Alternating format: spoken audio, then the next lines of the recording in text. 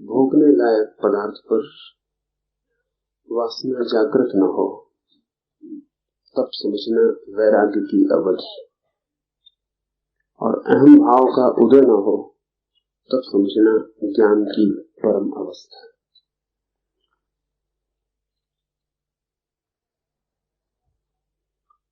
वैराग्य से साधारणतः लोग समझते हैं विराग। राग है, उसके विपरीत विराग। राग का अर्थ है वस्तुओं को देखकर भोगने की आकांक्षा का जगना।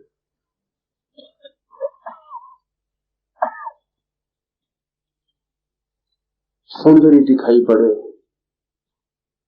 स्वादिष्ट वस्तु दिखाई पड़े, सुखद परिस्थिति दिखाई पड़े तो उसे भोग लेने का, उसमें डूबने का, लीन होने का जो मन पैदा होता है वह है राग।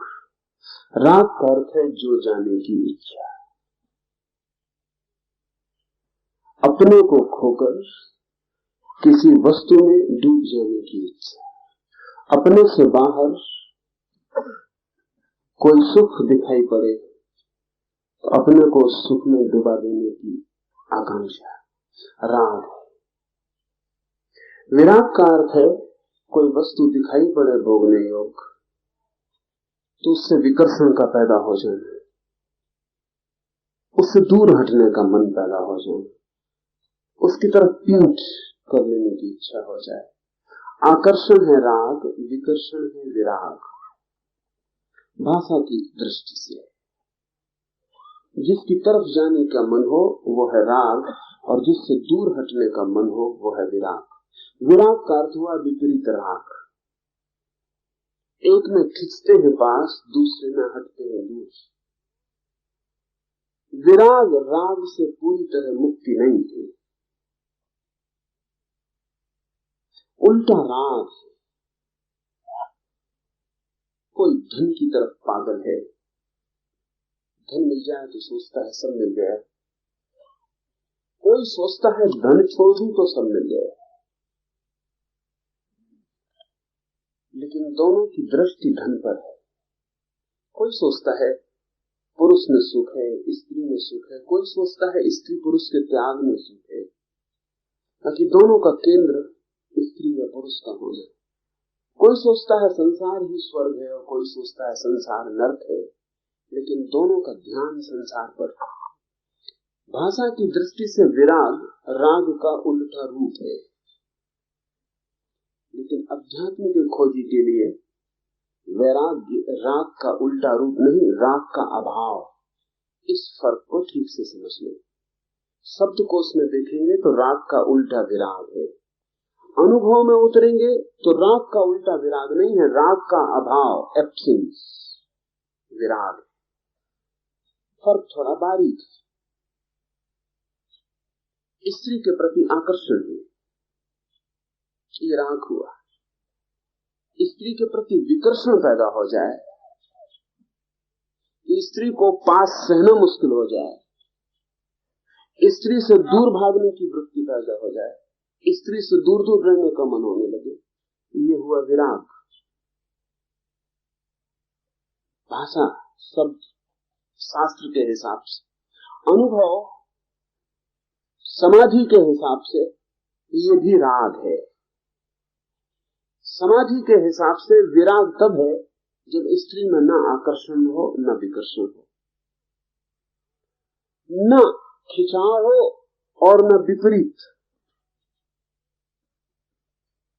स्त्री का होना और न होना बराबर हो जाए, पुरुष का होना न होना बराबर हो जाए, गरीबी और समृद्धि बराबर हो जाए, चुनाव न रहे, अपना कोई आग्रह न रहे कि ये मिलेगा तो स्वर्ग, ये छूटेगा तो स्वर्ग। बाहर के मिलने और छूटने से कोई संबंध ही न रह जाए सुख का, सुख अपना ही हो जाए। बाहर कोई मिले न मिले, ये दोनों बातें गौण, ये दोनों बातें व्यर्थ हो जाए। तब वैराग्य। वैराग्य का अर्थ ये हुआ कि हमारी दृष्टि ही पर जानी बंद हो जाए, न अनुकूल न प्रतिकूल, न आकर्षण में न विकर्षण, दूसरे से पूरा छुटकारा, वैराग्य। दूसरे से दो तरह के बंधन हो सकते हैं। मित्र मिलता है तो सुख होता है, शत्रु मिलता है तो दुख होता है। शत्रु छूट जाता है तो सुख होता है, मित्र छूट जाता है तो दुख होता है। बुद्ध ने कहा है, बड़ा गहरा मजाक किया है, बुद्ध ने कहा है कि शत्रु भी सुख देते हैं, मित्र भी दुख देते हैं। मित्र जब छूटते हैं तब दुख देते हैं, शत्रु जब मिलते हैं तब दुख देते हैं।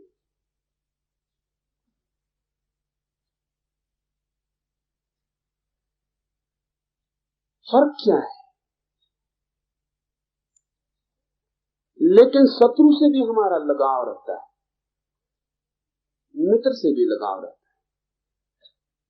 शत्रु मर जाए आपका तो भी आपके भीतर कुछ टूट जाता है, खाली हो जाती है। कई बार तो मित्र से भी ज्यादा खाली जगह हो जाती है शत्रु के मरने से, क्योंकि उससे भी एक राग था, उल्टा राग था। उसके होने से भी आप जुड़े थे, मित्र से भी जुड़े हैं, शत्रु से भी जुड़े। तो जिन चीजों से आपका विरोध हो गया है उनसे भी संबंध है। वैराग्य का अर्थ है संबंध ही ना रहा, असंग हो गए, असंबंधित हो गए। तो वैराग्य की परम अवधि की परिभाषा की है इस सूत्र में कि भोगने लायक पदार्थ के ऊपर वासना जागृत न हो। भाषा में, शब्द में जो विराग का अर्थ है, उसका अर्थ है भोगने लायक पदार्थ को छोड़ के चले जाने। वैराग्य का अर्थ है भोगने लायक पदार्थ हो, मौजूद हो, निकट हो, तो भी उसके भोगने की आकांक्षा न जगे। भोग भी रहे हो तो भी भोग की आकांक्षा न जगे। जनक रह रहे हैं अपने महल में, सब कुछ वहां है, भोगने योग्य, लेकिन भोगने की वासना नहीं। आप जंगल भाग जाएं, कुछ भी नहीं है भोगने योग्य वहां, लेकिन भोगने की वासना सपने बनेगी, वृत्तियां उठाएगी, मन दौड़ दौड़ के वहां जाएगा जहां भोगने योग्य पदार्थ होंगे। तो भोगने योग्य पदार्थ की उपस्थिति या गैर उपस्थिति का सवाल नहीं, वासना का सवाल है। और ये बड़े मजे की बात है कि जहां पदार्थ ना हो वहां वासना ज्यादा प्रखर रूप से मालूम पड़ती, जहां पदार्थ हो वहां उतनी प्रखर मालूम नहीं पड़ती। अभाव में और भी ज्यादा खटक पैदा हो जाती। ये सूत्र कहता है कि जो आदमी सब छोड़ के चला आया हो, सब छोड़ दिया हो उसने, ये भी वैराग्य की परम अवधि नहीं, ये भी वैराग्य का चरम रूप नहीं। क्योंकि हो सकता है राग भीतर रहा हो, ये भी हो सकता है कि छोड़ के भागना राग का ही एक अंग रहा हो। तो परम परिभाषा क्या होगी? सब भोगने योग्य मौजूद हो और भीतर भोगने की वासना ना हो। कौन तय करेगा? ये व्यक्ति को स्वयं ही निर्णय करना, दूसरों के निर्णय की बात नहीं। आप अपने निर्णायक, भीतर वासना न जगती हो, भोगने योग्य पदार्थ मौजूद हो और भीतर कोई वासना न दौड़ती हो, पक्ष में या विपक्ष में, इधर या उधर, मन भागता ही ना हो, आप डमाडोल न होते हो, आप वैसे ही हो जैसे बाहर कुछ भी नहीं, पदार्थ हो बाहर और भीतर प्रतिबिंब किसी तरह का रस या विरस पैदा न करता हो, तो वैराग्य की अवधि।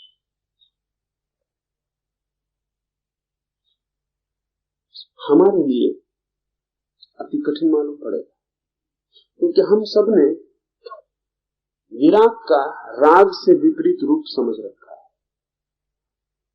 एक आदमी अपने पत्नी, बच्चे, घर परिवार को छोड़ के भाग जाता है, हम कहते हैं विरागी है, लेकिन भागता है उससे खबर देता है कि राग अभी जुड़ा था। कोई भागता है तो मकान से डर के नहीं भागता, अपने भीतर की वासना से ही डर के भागता। मकान क्या भगाएगा? और अगर मकान अभी भगा सकता है तो अभी आत्मस्थिति बनी नहीं। एक आदमी खोज रहा है मकान बढ़े और मकान उसे भगा रहा है, दौड़ा रहा है, और एक आदमी मकान से डर के जंगलों में भाग रहा है, मकान उसे भी दौड़ा रहा है। पीठ मकान की तरफ है लेकिन जुड़ा मकान से ही। ना एक आदमी को वस्तुएं भगाना बंद कर देती हैं, दौड़ाना बंद कर देती हैं।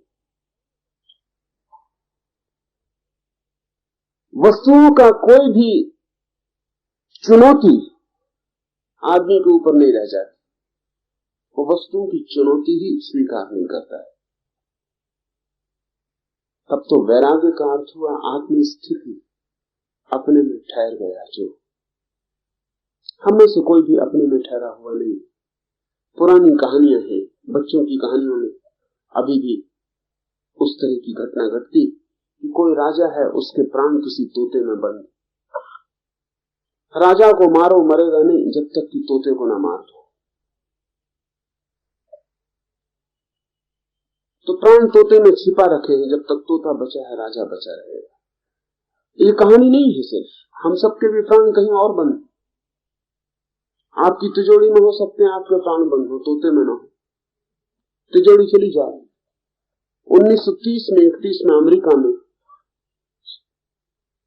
वॉल स्ट्रीट के अमेरिका के बड़े बड़े करोड़पतियों में से कई ने आत्महत्या कर ली एकदम से। क्योंकि अमेरिका में ह्रास हुआ मुद्रा का, इतना तीव्रता से हुआ कि सटोरिये और बड़े करोड़पति एकदम दीनहीन हो गए, उनके बैंक बैलेंस एकदम खाली हो गए। तो 50 मंजिल से 60 मंजिल से कूद के उन्होंने तत्काल आत्महत्या कर ली। क्या हुआ इन व्यक्तियों को? क्या घटना घटी कि अचानक इनको मरने के सिवा कोई रास्ता नहीं सूझा? इनके प्राण तिजोरियों में बंद थे, तिजोरी में प्राण थे, तिजोरी मर गई, ये मर गए। ये जो कूदना था कुछ और नहीं हुआ था, दुनिया सब वैसी थी, लेकिन बैंक में कुछ आंकड़े खो गए। आंकड़े, किसी के नाम पर 10 के आंकड़े थे, वो 2 के रह गए। जहां बड़ी लंबी कतार थी आंकड़ों की, वहां शून्य हो गया। ये सब बैंक में हुआ, ये सब कागज पर हुआ, पर इनके प्राण वहां बंद थे, वही इनका प्राण था। इनको मार डालते ये न मरते, तिजोरी खाली हो गई, ये मर गए। किसी का किसी से प्रेम है, प्रेमी मर जाए, प्राण निकल गए। हम सब अगर अपनी खोज करें तो हमारे प्राण कहीं ना कहीं किन्हीं न किन्हीं तोतों में बंद। जब तक आपके प्राण कहीं और बंद हैं, तब तक आप आत्मस्थित नहीं हैं। आपके प्राण वहां नहीं है जहां होने चाहिए, आपके भीतर होने चाहिए, वहां नहीं, कहीं और। ये कहीं और होना बहुत तरह का हो सकता है। एक आदमी सोचता है कि उसकी आत्मा उसका शरीर, तो ये भी कहीं और। कल ये बूढ़ा होने लगेगा तो पीड़ित होगा, दुखी होगा, क्योंकि शरीर दिनहीन होने लगा, झुर्रियां पड़ने लगी, कुरूप होने लगा, रुग्ण, जीर्ण। ये मरने के पहले मरा हुआ अनुभव करेगा, क्योंकि इसने जिस जवान शरीर में अपने प्राण रखे थे वो जा।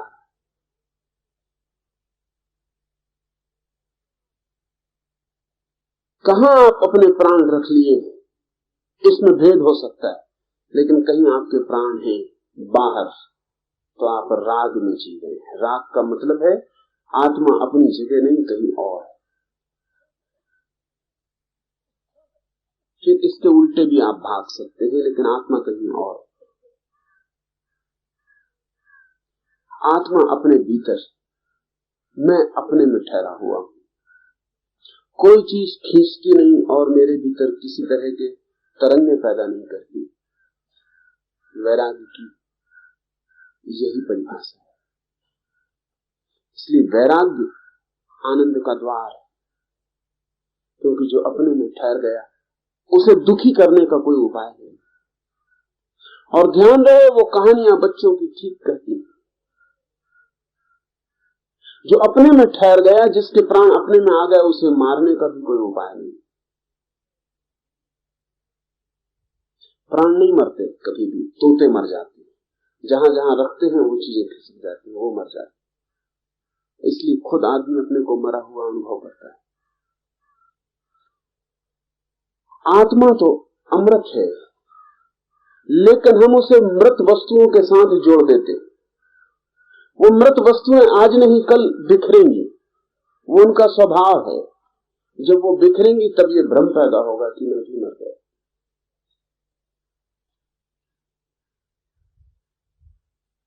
ये स्वयं का मर जाना एक भ्रम है जो पैदा होता है मरण धर्मा वस्तुओं से स्वयं को जोड़ लेने से।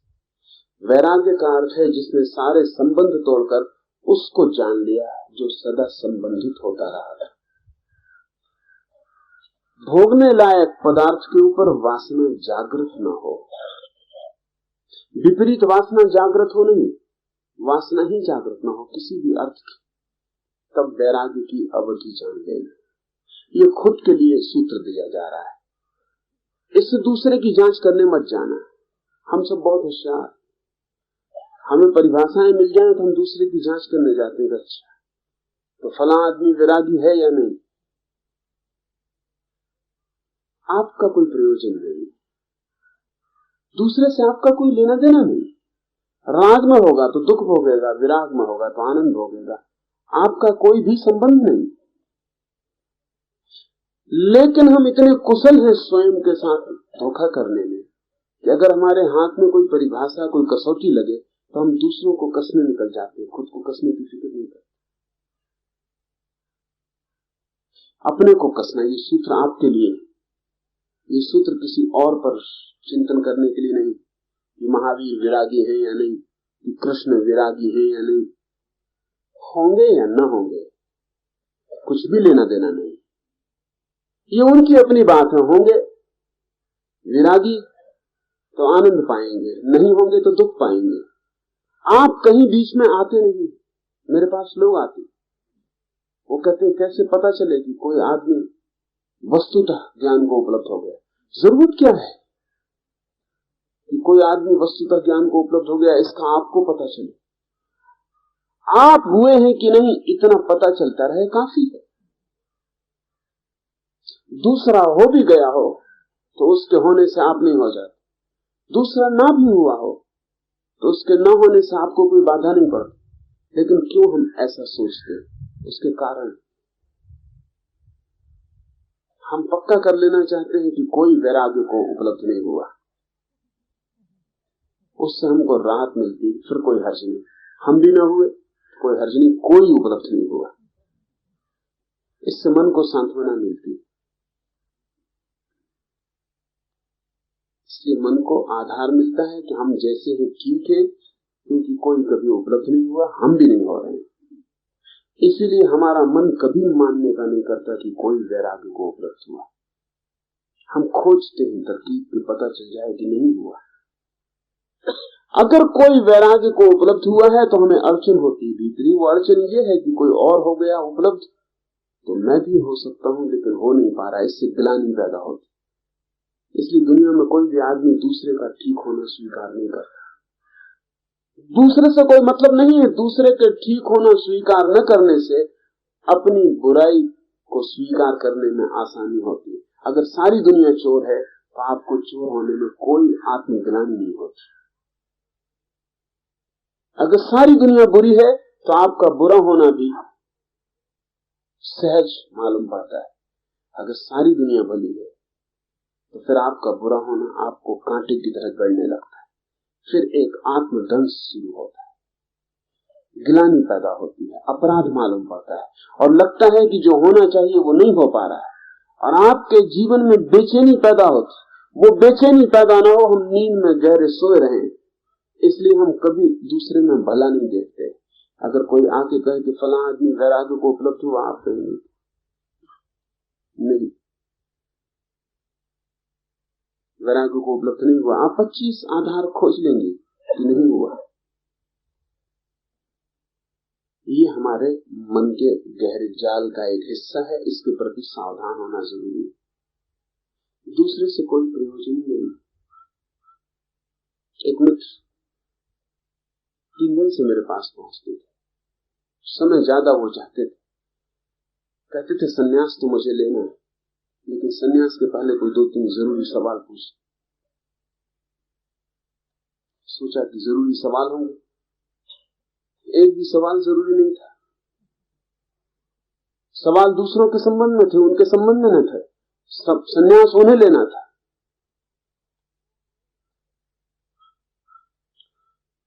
सवाल दूसरे के संबंध में थे कि क्या कृष्ण वस्तुतः ज्ञान को उपलब्ध हुए।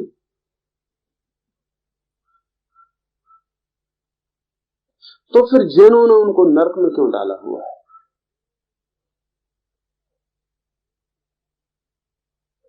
जैनों ने कृष्ण को नरक में डाला हुआ है अपने शास्त्रों में, क्योंकि जैनों की अपनी व्याख्या और परिभाषा है वैराग्य की, उसमें कृष्ण नहीं आते।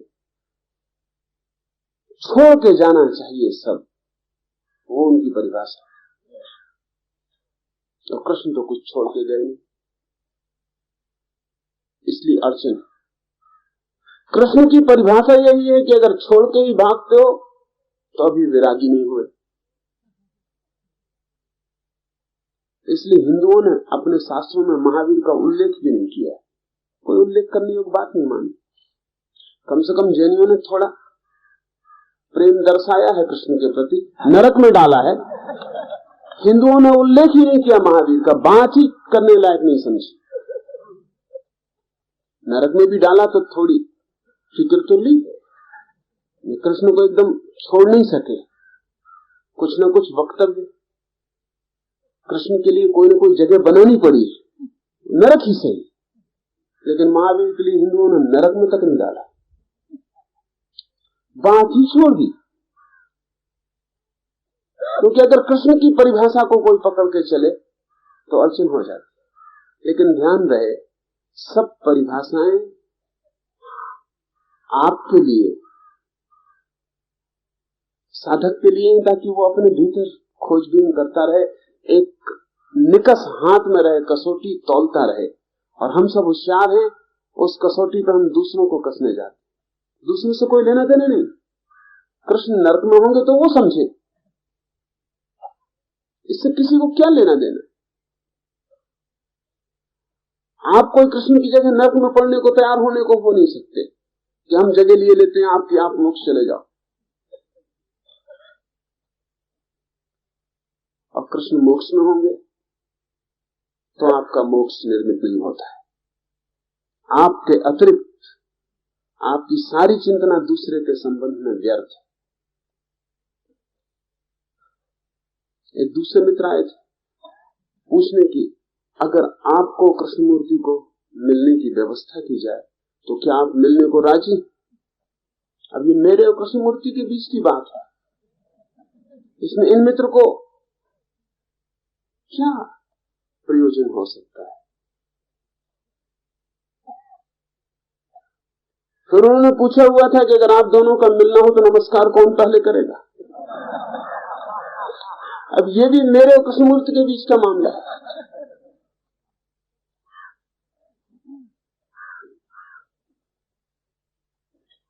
चित्त दूसरों के चिंतन में लगा है, चित्त अपना चिंतन कर ही नहीं रहा है। साधक को निर्णय कर लेना चाहिए कि ये सब व्यर्थ की चिंतनाएं, मेरे अतिरिक्त और मेरे भीतरी विकास के अतिरिक्त सब बातें साधक के लिए नहीं, व्यर्थ। उन जिज्ञासाओं में, कुतूहल में उलझना ही नहीं चाहिए। उससे कुछ भी लेना देना नहीं है, उससे कुछ आपके जीवन में होगा भी नहीं। तो ध्यान रखें, ये परिभाषाएं आपके लिए और अपने भीतर आप तौलते रहें। इसलिए उपनिषद ने आपको मापदंड दिए ताकि भीतर के अगम रास्ते पर आपको कठिनाई ना हो, अपने भीतर देखते रहना। जब तक वस्तुओं को देखकर वासना जगती हो तब तक समझना कि वैराग्य उपलब्ध नहीं हुआ है। और वैराग्य के सतत श्रम में लगना है, उस श्रम की हम धीरे धीरे बात कर रहे हैं। अहम भाव का उदय न हो तब ज्ञान की परम अवधि समझना। बड़े अजीब लोग हैं उपनिषद के ऋषि। वो ये नहीं कहते कि परमात्मा का दर्शन हो जाए तो ज्ञान की अवधि समझना। परमात्मा तक के दर्शन की बात को उन्होंने ज्ञान की अवधि नहीं कहा। क्या आपको बिल्कुल सब आपके चक्र खुल जाएं और कुंडली जागृत हो जाए और सहस्त्र दल कमल खिल जाए तो ज्ञान की परम अवधि समझना नहीं। क्या आप सातों स्वर्ग चढ़ जाएं और न मालूम कितने हिसाब जारी है कि सारे 14 खंडों की यात्रा पूरी हो जाए और सच खंड में प्रवेश हो जाए, तो भी उपनिषद कहते हैं कि इस सब से कोई मतलब नहीं। कसौटी की बात एक है कि अहम भाव का उदय ना हो। कुंडली से भी अहम भाव का उदय होता है। साधक को लगता है कि हमारी कुंडली जागृत हो, अब हम कोई साधारण आदमी नहीं। किसी को लगता है कि हमारा आज्ञा चक्र जग गया, ज्योति के दर्शन होने लगे, हम कोई साधारण आदमी नहीं। किसी को लगता है कि हृदय में नील मणि प्रकट हो गई, नीली ज्योति दिखाई पड़ने लगी, अब हम मुक्त हो गए, अब हमारे लिए कोई संसार नहीं। ध्यान रहे, जिस चीज से भी मैं निर्मित होता हो वो अज्ञान का ही हिस्सा है, चाहे नाम आप कुछ भी देते चले जाएं। उपनिषद कहते हैं अहम भाव जब तक पैदा हो, कारण कोई भी हो, जब तक ऐसा लगे कि मैं कुछ हो गया, तब तक जानना कि अभी ज्ञान पका नहीं, अभी ज्ञान में फूल नहीं खिले, अभी ज्ञान का विस्फोट नहीं हुआ। एक ही सूत्र दिया है कि अहम भाव पैदा ना हो। तो यह भी हो सकता है कि दुकान पे बैठा हुआ आदमी न जिसकी कुंडली जगी हो और न जिसने नील ज्योति देखी हो और न सचखंडों की यात्रा की हो, कुछ भी न किया, सीधा दुकान पर बैठकर अपना काम कर रहा हो, लेकिन अहम भाव न जगता हो, तो वो भी ज्ञान की परम अवधि को पहुंच गया। और बड़ा योगी हो और हिमालय के ऊंचे शिखर पर खड़ा हो, और जितना हिमालय का ऊंचा शिखर हो उतने भीतर अहंकार का भी शिखर हो, और सोचता हो कि मैं पहुंच गया और कोई नहीं पहुंचा, सोचता हो मैंने पा लिया और किसी ने नहीं पाया, तो समझना यदि ज्ञान की घटना नहीं घटी। एक ही कसौटी है कि ऐसी घड़ी आ जाए भीतर कि कोई भी चीज अहम भाव को निर्मित न करती हो, कुछ भी होता रहे, खुद परमात्मा सामने आके खड़ा हो जाए तो भी ये भाव पैदा ना हो कि अहो भाग्य मेरे, पा लिया परमात्मा को भी, ये परमात्मा सामने खड़े, दर्शन हो रहा है। मैं की वृत्ति निर्मित न हो तो ज्ञान की परम अवधि समझना, इसको भी भीतर खोजते रहना। नहीं तो हर चीज से अकड़ आनी शुरू हो जाती है। हर चीज, मन बड़ा कुशल है और हर चीज में से अहम भाव को निकाल लेता है। इतना कुशल है कि विनम्रता तक में से अहम भाव को निकाल लेता है। तो एक आदमी कहने लगता है कि मुझसे ज्यादा विनम्र और कोई भी नहीं है।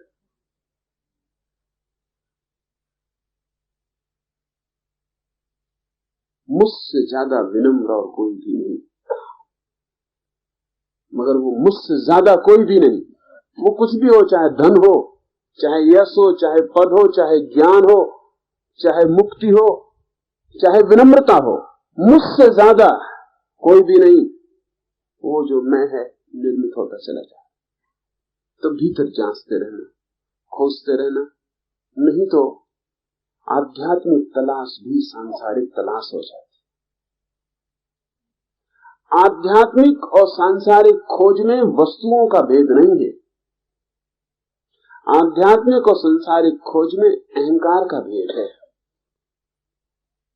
एक आदमी संसार में धन के ढेर लगा लेता तो अहंकार मजबूत होता। एक दूसरा आदमी सारे धन का त्याग कर देता है और त्याग से अहंकार को मजबूत कर लेता। दोनों की यात्रा सांसारिक। आध्यात्मिक यात्रा तो शुरू होती है अहंकार के विसर्जन से। एक ही त्याग है करने जैसा, और वो मैं का त्याग है। बाकी सब त्याग फिजूल है, क्योंकि उन त्याग से भी मैं भर लेता है। कल एक सज्जन मुझे मिलने आए, वो कहते हैं 14 साल से मैंने अन्न नहीं लिया, और उनकी अकड़ देखने लायक। अन्न लेने से भी इतनी अकड़ पैदा नहीं होती जितनी उनको अन्न न लेने से पैदा हो गई। तो ये अन्न का न लेना तो जहर हो गया, उनकी अकड़ ही और 14 साल से अन्न नहीं लिया, होने ही वाली है। अब किस पे कृपा की है आपने अन्न नहीं लिया? न ले, लेकिन इसको वो बताते फिर रहे 14 साल से अन्न नहीं लिया। अब यही अहंकार बन रहा है। अन्न से भी अहंकार इतना नहीं भरता, ये ना आनंद से भरा जा रहा है। मेरे पास लोग आते हैं, वो कहते हैं हम दूध ही ले रहे हैं वर्षों से, दूध उनके लिए जहर मालूम हो रहा है। वो जुनून तो नहीं चल रहे क्योंकि वो दूध ले रहे हैं। क्या फर्क कर रहे हैं आप? कौन सी बड़ी क्रांति हुई जा रही है कि दूध ले रहे हैं? मगर उसका कारण नहीं, क्योंकि उन्हें लगता है वो कुछ विशेष कर रहे हैं जो दूसरे नहीं कर रहे। बस जहां विशेष का ख्याल आया, अहंकार निर्मित होना शुरू हो जाता। फिर वो कोई भी विशेष हो, किसी भी कारण से आप विशिष्टता पैदा कर लें अपने लिए, तो अहंकार निर्मित होता है। तो साधक का क्या अर्थ हुआ? साधक का अर्थ हुआ कि अपने भीतर से विशेषता पैदा करना बंद करना चाहिए। धीरे धीरे ऐसा हो जाए कि नोबडी, कोई भी नहीं है। धीरे धीरे इतना सामान्य हो जाए भीतर कि ये भाव ही पैदा ना हो कि मैं भी कुछ हूं, ना कुछ हो जाए। जिस दिन साधक ना कुछ हो जाता है, ज्ञान की परम अवधि आ जाती। ज्ञान के संग्रह से नहीं, अहंकार के विसर्जन से। जानकारी के संग्रह से नहीं, मैं की मृत्यु से। इसी प्रकार लय को प्राप्त हुई वृत्तियां फिर से उत्पन्न न हो, वह उपरति की अवधि। ऐसा स्थित प्रज्ञ यति सदा आनंद को पाता है। लय को प्राप्त हुई वृत्तियां फिर से उत्पन्न न हो। बहुत बार वृत्तियां लय हो जाती, बहुत बार, लेकिन वो लय होना वापिस लौट आता है। एक दिन लगता है कि मन बिल्कुल शांत हो गया, दूसरे दिन फिर अशांत हो जाता। एक दिन लगता है बड़ा आनंद है, दूसरे दिन फिर दुख में गिर जाता। मन के कुछ नियम है, वो समझने चाहिए। एक नियम तो मन का यह है कि वो सतत एक जैसा कभी नहीं रहता, परिवर्तन उसका स्वभाव। तो जो शांति मिले और खो जाए, समझना कि वो आध्यात्मिक शांति नहीं है, मन की ही शांति थी। एक बात, जो आनंद मिले और खो जाए, समझना कि वो आध्यात्मिक आनंद न था, मन का ही आनंद था। जो भी बने और बिखर जाए, वो मन का है। जो आए और चला जाए, वो मन का है। जो आए और फिर कभी ना जाए, जो आए तो बस आ जाए और जाने का कोई उपाय न रहे। आप चेष्टा भी करें और उसे हटा ना पाए। ख्याल रखें फर्क। मन में शांति आ जाए तो आप लाख चेष्टा करें कि बनी रहे, बनी नहीं रहेगी, बदलेगी। और आत्मिक शांति आ जाए तो आप लाख चेष्टा करें उसे नष्ट करने का, तो भी आप नष्ट नहीं कर सकते, वो बनी ही रहेगी। मन में प्रयास से भी सातत्य नहीं रह सकता है, और आत्मा में प्रयास से भी सातत्य तोड़ा नहीं जा सकता है। तो जो वृत्तियां उठनी बंद हो जाएं, जल्दी मत करना, ये मत सोच लेना कि पहुंच गए। प्रतीक्षा करना कि वो दोबारा तो नहीं उठती। अगर दोबारा उठती है तो समझना कि क्रम अभी मन के तल पर ही चल रहा है। और मन की शांति का क्या मूल्य है? वो तो आएगी और चली जाएगी और फिर अशांति आ जाएगी। मन में तो प्रतिपल विपरीत की तरफ गति होती रहती है। जब आप अशांत होते हैं तो मन शांति की तरफ गति करता है, और जब शांत होते हैं तो अशांति की तरफ गति करता है। मन द्वंद है, इसलिए विपरीत हमेशा मौजूद रहेगा और गति करता रहेगा। कैसे अनुभव करेंगे कि जो हो रहा है वो मन का है? अगर मन शांत हो तो एक बुनियादी ख्याल रखना, जब मन शांत हो, जब मन ही शांत हो और भीतर के तल पर शांति न पहुंची हो, तो शांत होते ही एक वासना पैदा हो जाएगी कि ये शांति बनी रहे, मिट ना जाए। अगर ये वासना पैदा हो तो समझना कि ये मन का मामला है, क्योंकि मिटने का डर मन में ही होता है। शांति आ जाए और ये डर ना आए कि मिट तो नहीं जाएगी, तो समझना कि ये मन की नहीं।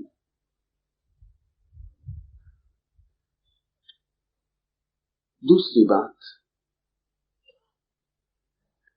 मन हर चीज से ऊब जाता है, हर चीज से, दुख से नहीं सुख से भी ऊब जाता है। मन का ये दूसरा नियम कि मन किसी भी फिर चीज से ऊब जाता है।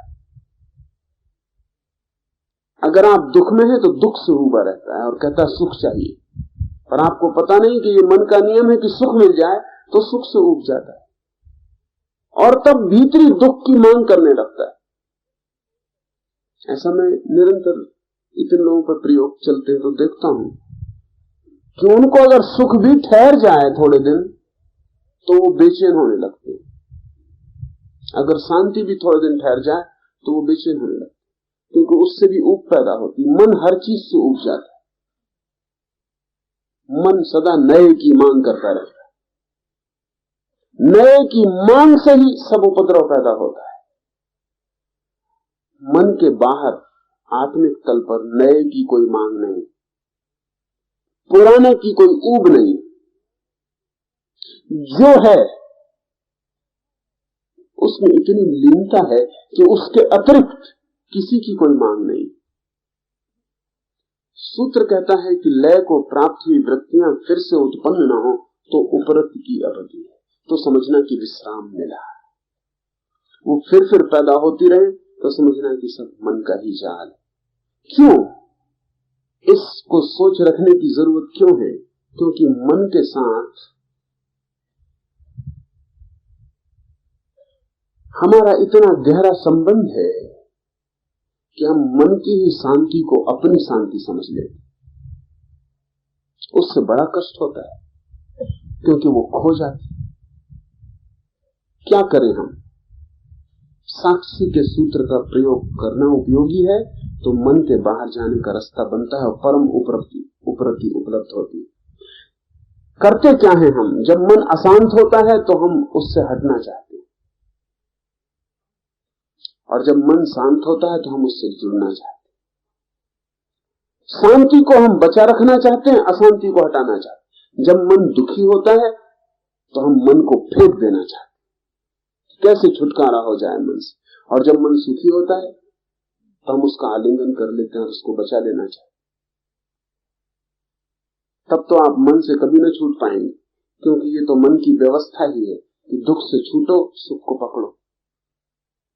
मन से छूटने का उपाय यह है कि जब सुख मन दे रहा हो तब भी साक्षी बने रहना और उसको पकड़ना मत।